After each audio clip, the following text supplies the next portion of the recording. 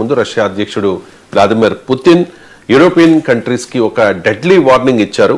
EU కోరుకుంటే యుద్ధానికి సిద్ధము, ఉక్రెయిన్తో శాంతి చర్చల్ని అడ్డుకుంటోంది యూరోపియన్ దేశాలే అంటూ ఆరోపించిన పరిస్థితి. సో నాటోతో యుద్ధానికి సిద్ధం అంటూ పుతిన్ ప్రకటిస్తోన్న పరిస్థితి, అందులోనూ భారత్ పర్యటనకు ఒక రోజు ముందు. ఎందుకు ఈ సమయంలో పుతిన్ అటువంటి డెడ్లీ వార్నింగ్ EUకి ఇచ్చారు? అసలు పుతిన్ పర్యటన ఉంటుందా లేకపోతే క్యాన్సిల్ అవుతుందా? ఎస్ అండి, ఇప్పుడు వ్లాడిమిర్ పుతిన్ 4-5 తారీఖులు అంటే కొన్ని గంటల్లో ఇండియాలో ల్యాండ్ అవ్వబోతున్నారు.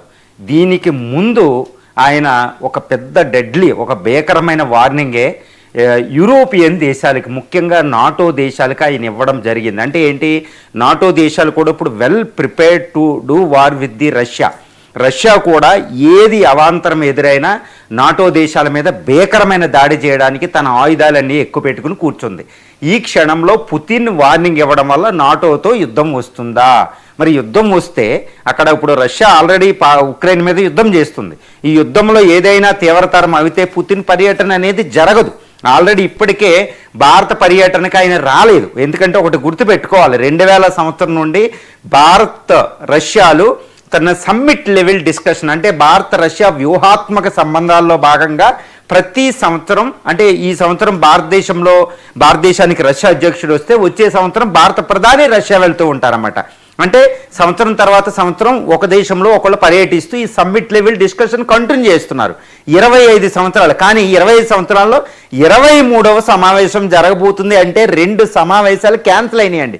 అంటే పుతిన్ రష్యా ఉక్రెయిన్ యుద్ధం వల్ల ఆల్రెడీ లాస్ట్ ఇయర్ ఆయన రావాలి, అది క్యాన్సిల్ అయింది మీటింగ్. అంటే ఏంటి, ఇప్పుడు కూడా యుద్ధం తీవ్రతరం అవుతే అక్కడ రష్యాకి, యూరోపియన్కి లేదా రష్యా ఉక్రెయిన్కి ఇప్పుడు ఈ పర్యటన కొన్ని గంటల ముందు కూడా క్యాన్సిల్ అయిపోవచ్చు. ఒకటి గుర్తుపెట్టుకోవాలి, భారతదేశం పహల్గాం దాడి జరిగినప్పుడు ఏప్రిల్ 22న పహల్గాం దాడి జరిగినప్పుడు భారత ప్రధాని ఉన్నది సౌదీ అరేబియాలో.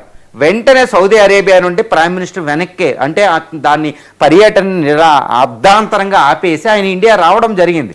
అందువల్ల 2 రోజుల పాటు పుతిన్ భారతదేశంలో ఉండడం అనేది చాలా అత్యవసరం, మనకి చాలా అత్యవసరం. కానీ 2 రోజులు ఆయన ఉండాలి అంటే అక్కడ జరుగుతున్న యుద్ధం ఎలా ఉంటుంది అనే దాని మీద ఆధారపడి ఉంటుంది.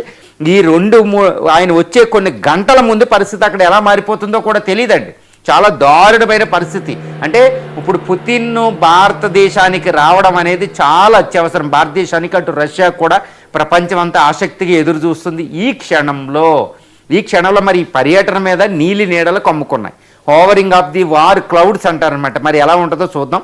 ఇప్పుడు పుతిన్ డెడ్లీ వార్నింగ్ నాటోకి ఎందుకు ఇచ్చారు, యూరోపియన్ దేశాలకు ఎందుకు ఇచ్చారంటే, ఇప్పుడు అమెరికా అధ్యక్షుడు డొనాల్డ్ ట్రంప్ 27 సూత్రాల పీస్ పథకాన్ని ఒకటి తయారు చేశాడు, పీస్ ప్లాన్. ఈ 28 సూత్రాల పీస్ ప్లాన్ ప్రకారం ఉక్రెయిన్ తన భూభాగాన్ని రష్యాకి ఇవ్వాలి, ఉక్రెయిన్లో అధ్యక్షుడు దిగిపోవాలి, ఉక్రెయిన్లో కొన్ని ఇంకా ఎప్పుడు నాటోలో జాయిన్ అవ్వకూడదని ఇలాంటి ముఖ్యమైన ప్రతిపాదనలు చేశాడు ట్రంప్. చేస్తే ఇక్కడ జెల్నిస్కీ కూడా ఓకే అనే అంటూ ఉన్నప్పుడు మిగిలిన యూరోపియన్ దేశాలు ఏం చేస్తున్నాయంటే జెల్నిస్కీని ఇన్స్టిగేట్ చేసి రెచ్చగొట్టి, నువ్వు యుద్ధమే చేయి, మీకు కావాల్సినవి మేము ఇస్తాం, రష్యాని ఓడించాలి, నువ్వు ఎట్టి పరిస్థితుల్లో నువ్వు ఒప్పుకోకన్నట్టు ఈ మిగిలిన యూరోపియన్ దేశాలు, అమెరికా కాదు మిగిలిన యూరోపియన్ దేశాలు రెచ్చగొడుతున్నాయి. కాబట్టి పుతిన్ని డెడ్లీ వార్నింగ్ ఇచ్చారు. అనవసరంగా అక్కడ ఇప్పుడు ఉక్రెయిన్ ఒప్పుకునే పక్షంలో మీరు రెచ్చగొట్టి నా మీద యుద్ధం చేపిస్తున్నారు, కాబట్టి మీరు ఉక్రెయిన్ వెనకాల ఇక నుంచి ఎక్కువ కాలం పోరాడితే నేను యుద్ధానికి రెడీ అయి ఉన్నానని ఆయన వార్నింగ్ ఇచ్చాడండి. వార్నింగే కాదండి, ఆల్రెడీ రష్యాతో నాటో దేశాలు అన్నీ కలిసి వచ్చినా, ఈవెన్ ట్రంప్ కలిసి వచ్చినా రష్యా వాటిని ఓడించినా లేకపోయినా సర్వనాశనం చేయగలుగుతుంది. వాళ్ళు వీళ్ళని సర్వనాశనం చేయొచ్చు. అది న్యూక్లియర్ వార్గా జరుగుతుంది. అందుకనే బొలవయో అని, తర్వాత బొలుగరాడో అని, RS-24 యార్స్, RS-28 సాతాన్ మిసైల్ని, డెడ్ హ్యాండ్ అని ఇవన్నిటిని ఆయన అలా పెట్టాడు. 6000 అణ్వాయుధాలను గురిపెట్టి పెట్టారన్నమాట. అంటే రష్యాతో ఆ దేశాలు యుద్ధాలు చేయలేవు అనడానికి ఇంకోటి ఏంటంటే, ఎందుకు కొన్ని గంటల ముందు, అంటే భారత రావడానికి కొన్ని గంటల ముందు కూడా నేను ఎందుకు డౌట్ పడుతున్నాను అంటే, రీసెంట్గా రష్యా తన యొక్క TU-95 అనే బాంబర్స్ని స్కాండినేవియన్ కంట్రీస్ మీద గగనతలానికి పంపేసిందండి. అంటే రష్యా యుద్ధ విమానాలు నాటో దేశాల మీదకి వెళ్ళిపోయినాయి. తర్వాత రష్యా యొక్క డ్రోన్లు ఈ పోలాండ్, ఎస్తోనియా, లాత్వియా, లిథియోనియాల మీద దాడులు చేస్తున్నాయి. ఈవెన్ జర్మనీ ఎయిర్పోర్ట్లు కూడా క్లోజ్ అయినాయి రష్యా డ్రోన్లు వేస్తే. అయినా నాటో దేశాలు యుద్ధానికి రావడం లేదు, భయపడిపోతున్నాయి.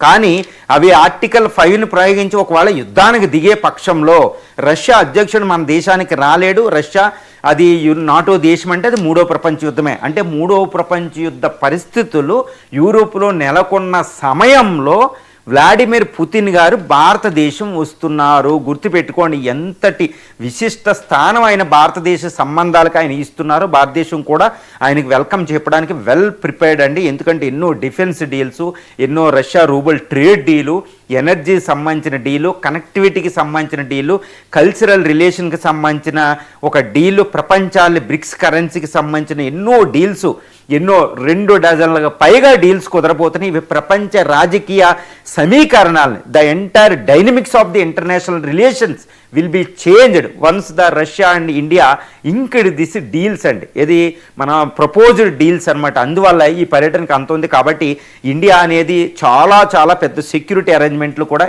చేస్తుంది. కానీ ఉక్రెయిన్ యుద్ధ పరిస్థితిని ఆధారపడి ఆయన పర్యటన కొన్ని గంటల ముందు వచ్చిన తర్వాత 2 రోజులు ఇక్కడ స్టే చేయడం అనేది కూడా నీళ్ళు నీడలుగా ఉంటుందండి. ఎంజీరావు గారు, సెంకోకు ఐలాండ్ వద్ద